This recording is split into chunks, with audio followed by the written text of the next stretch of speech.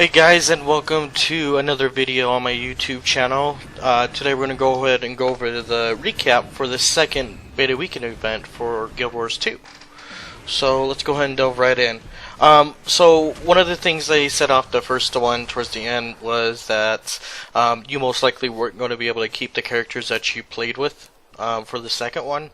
But they ended up changing their mind towards the end, so we ended up keeping the characters, which was really nice because I leveled up my Mezzer pretty far and everything from the first one, and I think the reason they chose that was because of the second thing that they ended up doing for Beta Weekend, and the second Beta Weekend event was making the Ascalon dungeons explorable, and as well as the story mode for the dungeon at level 35. So I think they just wanted more people to be able to try that out and play with it.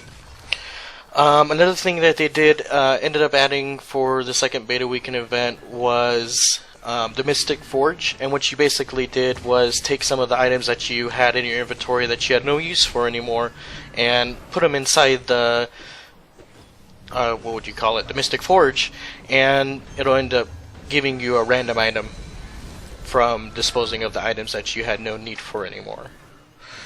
Another thing that they ended up improving, definitely, is the structured PvP that I noticed. I didn't try any World vs. World, so I can't say a whole lot about that, but I did play a lot of structured PvP, and it showed when you pressed H to go to your hero chart, your hero page. If you went down towards the bottom where the PvP was, it gave you the ratio, not the win ratio, but a pie chart that had all the different classes that you played on and the percentage of wins you have between them all. And so I thought that was nice, being able to just kind of get that visual visual representation of your wins and whatnot per profession.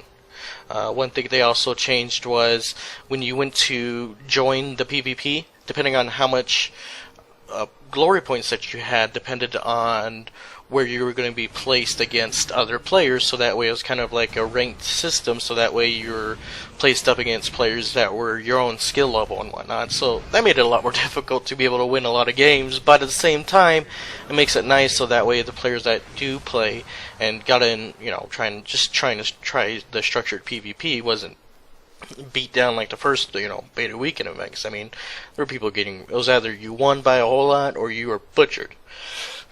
Another thing that they ended up adding as well is the sense of hitting, is what they called it, and all it did really was make combat a lot more visceral. It made it feel like you were part of combat. The screen kind of shook damage or dealing out damage on certain hits and just stuff like that, so that way it was just like that subtle detail that adds to the game. I mean, ArenaNet's very much into their subtle detail, and they're very proud of the work that they've done. I mean, they've done some crazy amount of stuff, so kudos.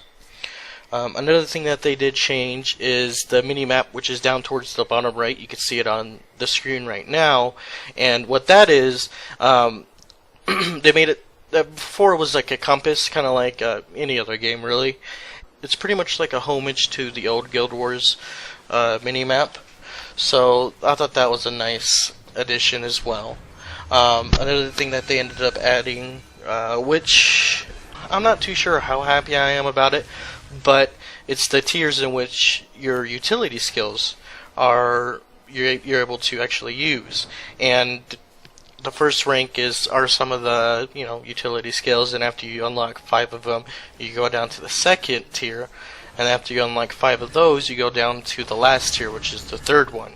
And they have that set up on both the utility skills, the elites, and I believe the healing ones are all just one tier.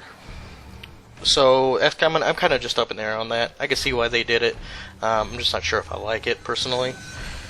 And another thing that they also did, which was the last thing I'm going to recap on, is for the gem store for this Beta Weekend event, they made it so that way everybody gets, I believe, 2,000 gems at the beginning. Once you put in your credit card information, it was free, of course, and everything, but once you put in all the information and all that, you're able to get 2,000 gems to be able to try out the gem store and see what it's like to be, what they did to it and how it affects the game and everything. And the gem store just pretty much is small little things that you'd pay for, you know, like mini pads or keys to unlock the mystic chests, and just cosmetic things, really. I mean, it had nothing to impact the game other than you got some buffs that would increase your XP, which is by 50%, or crafting skills level up 50% faster. You move a little bit faster, or faster regen for PvE, but if you joined PvP